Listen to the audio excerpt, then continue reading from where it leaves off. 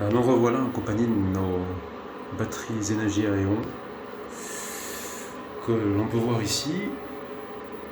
Donc, petit tour d'horizon sur le fonctionnement du système en système Victron en triphasé. Alors qu'est-ce qui se passe actuellement? Comment ça marche?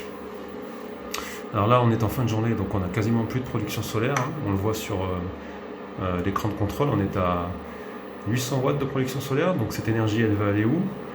Elle va aller dans les charges CA qu'on voit ici, donc ça correspond aux charges de la maison. Une partie de l'énergie est prise des batteries à hauteur de 2000 watts, soit 43 ampères, je ne sais pas si on le voit bien là.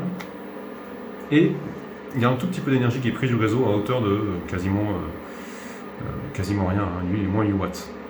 Donc on est nul sur le réseau là, sur la somme des trois phases, hein, bien sûr, puisqu'on est en triphasé.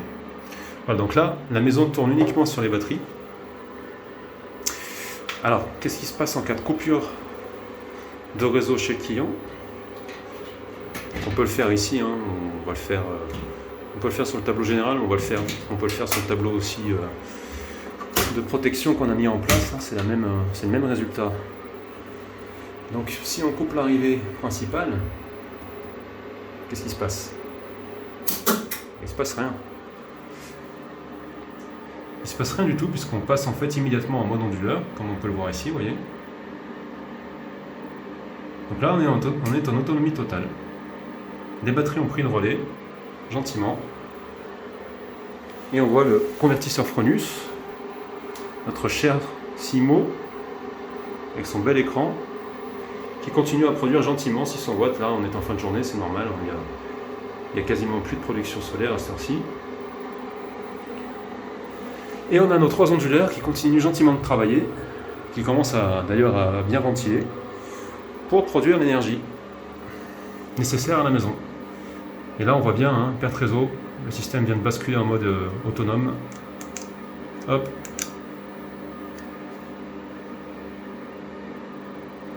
Voilà. Donc maintenant on rétablit EDF.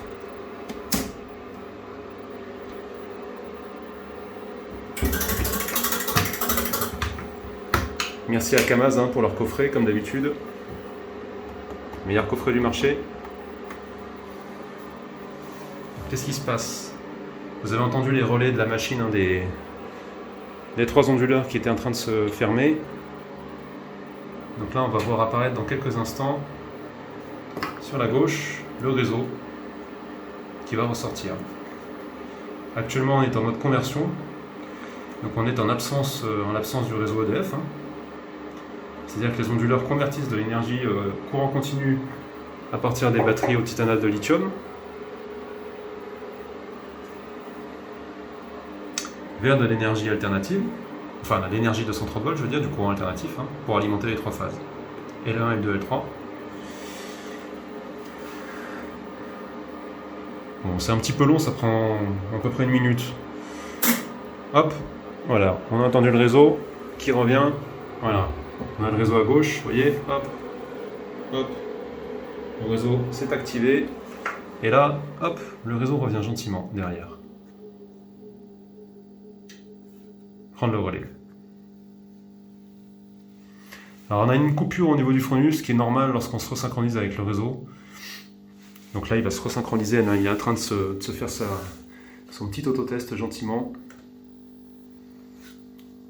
Donc là c'est le mode MG50, hein, de chez Fronius qu'on emploie. MG50 microgrid 50 Hz. C'est un mode de fonctionnement qui permet en fait aux onduleurs Victron qui se trouvent ici de réguler en puissance le Fronius en cas de besoin, lorsque les batteries sont pleines par exemple et qu'il n'y a pas de charge en aval. Voilà, et là qu'est-ce qui se passe? On voit le Fronius qui est en train de redémarrer gentiment. Et voilà, il s'est resynchronisé avec la ligne. Voilà, donc on a nos batteries énergie.